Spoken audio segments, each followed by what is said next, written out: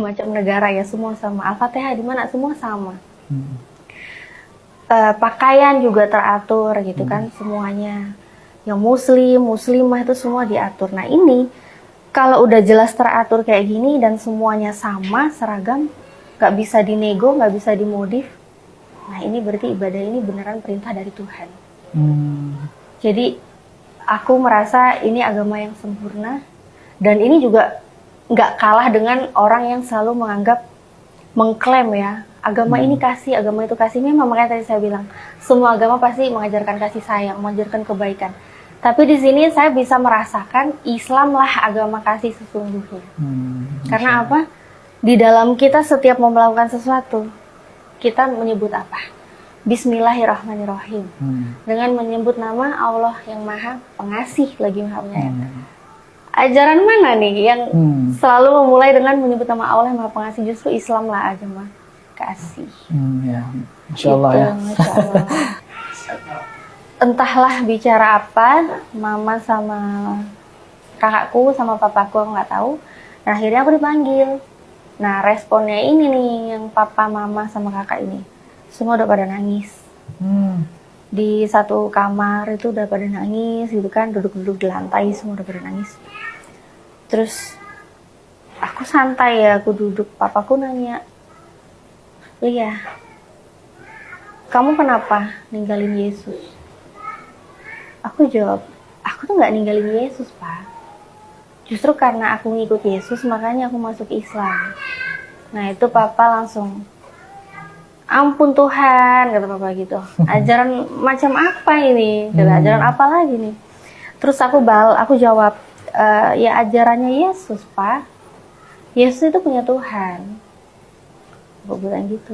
Ya udah, terus akhirnya papa cuma nangis-nangis gitu kan, mama juga nangis, semua nangis, kakak nangis, dan kakakku sampai heran gitu ngelihat aku kok matanya sama sekali nggak ada sedih, malah kayak mata plong gitu, lega gitu. Tapi memang dalam hati tuh lega banget Ustadz, soalnya selama ini nyembunyiin nggak enak, pengen ngasih tahu, ternyata aku bisa ngasih tahu. Jadi mereka nangis tuh, aku ditanya sama kakakku, kamu kok nggak nangis sih, Dek? Kamu lihat tuh, mama, papa, kita semua nangis di sini. Kamu kenapa bisa nggak nangis gitu? Terus aku cuma jawab, emang kok harus nangis gitu?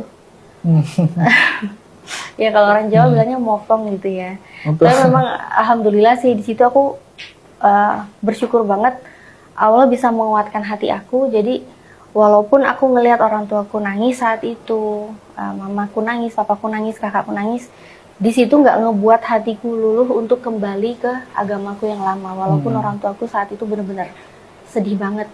Nah, di situ aku benar-benar bisa kuat, alhamdulillah.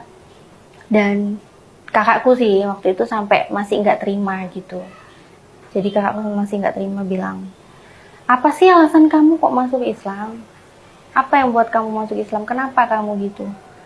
Kamu waktu itu ketemu pendeta, gimana jawabannya pendeta? Nah, soalnya kakakku tuh tahu, sebelumnya kan aku pernah janjian sama pendetaku.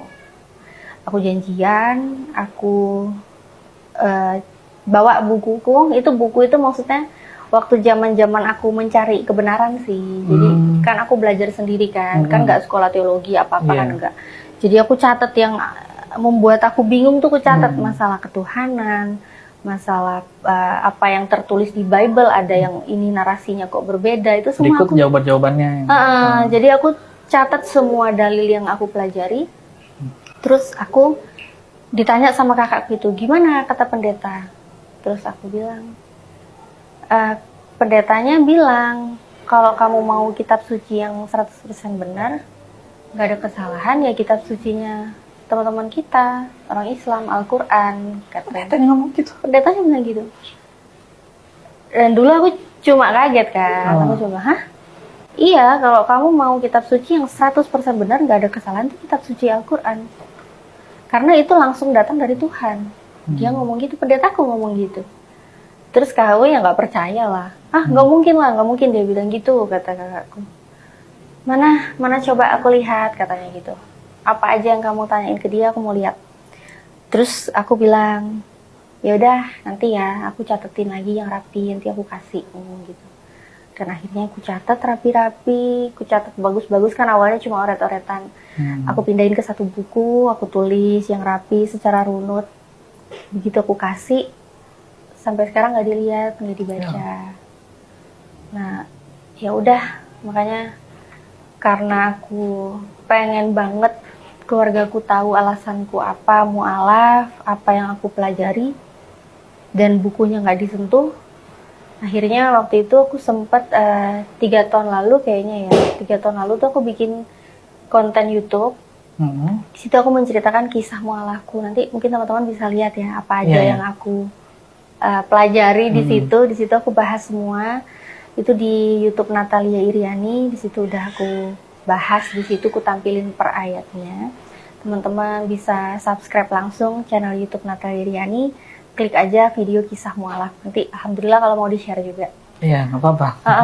Jadi di situ aku langsung bikin video. Dulu tujuannya pengen ngasih tahu orang tua dan keluarga kakak-kakak gitu.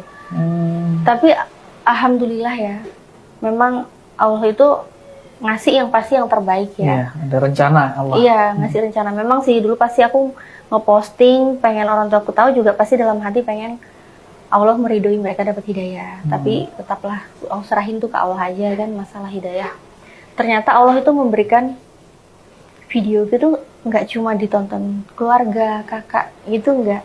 Masya Allah, ternyata itu sempat viral ya video itu, dan sampai di reaction kemana-mana, banyak banget yang nonton. Dan alhamdulillah aku juga nggak nyangka ada saudara-saudara kita yang belum mengenal Islam. Ternyata setelah menonton videoku itu kisah mualaf, dan Allah mudahkan mereka itu ternyata dapat hidayah. Ada yang langsung hubungin juga, minta aku tuntun syahadat langsung. Masya Allah. Masya Allah, itu semua kebaikan Allah lah, di luar semua apa yang aku planningkan gitu. Iya. Untuk aku pribadi, sebenarnya cita-citaku sih ini ya, nggak banyak, nggak muluk-muluk, tapi sebenarnya sulit sih. Ya doain aja ya, semoga dimudahkan. Iya, amin, amin. Soalnya cita-citaku tuh cuma satu, Apa? masuk surga tanpa hisab. Masya Allah, amin. Itu aja cita-citaku. Amin. Ya nggak aneh-aneh, tapi sulit ya. Insya Allah dimudahkan ya, doain aja. Iya, amin. Masya Allah. Setelah mempelajari isi kitab lamanya dan mendalami Al-Quran, Natali menemukan bahwa Islam adalah agama yang teruji kebenarannya dan sempurna. Pada dasarnya, semua agama mengajarkan kasih dan kebaikan, tetapi Islam memiliki konsep ketuhanan yang sangat logis. Kitab sucinya terbukti sebagai firman Tuhan melalui berbagai bukti ilmiah di zaman modern ini.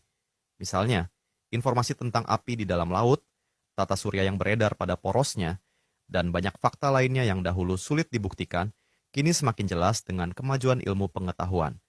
Bagaimana mungkin seseorang di padang pasir lebih dari 1400 tahun lalu bisa mengetahui semua ini tanpa wahyu dari Sang Pencipta? Dalam Islam sangat jelas siapa yang harus disembah. Yang menarik, Natali bukan sekadar seorang mu'alaf, tetapi imannya begitu kuat. Ketika keluarganya mengetahui tentang keislamannya, ia tidak merasa ragu atau menyesal sedikit pun. Justru, ia merasa lega setelah mengabarkan kepindahan keyakinannya. Bukan hanya itu, kini Natali aktif di media sosial dan menjadi bagian dari dakwah Islam. Jika kalian penasaran dengan kisahnya, silakan cek channel YouTube-nya yang sudah saya cantumkan di deskripsi. Mudah-mudahan kisah inspiratif ini membawa manfaat bagi kita semua. Bagi yang Muslim, semoga semakin mempertebal keimanan. Bagi yang non-Muslim, semoga semakin terbuka pikirannya untuk mengenal Tuhan yang sesungguhnya. Semoga video ini bermanfaat. Wassalamualaikum warahmatullahi wabarakatuh.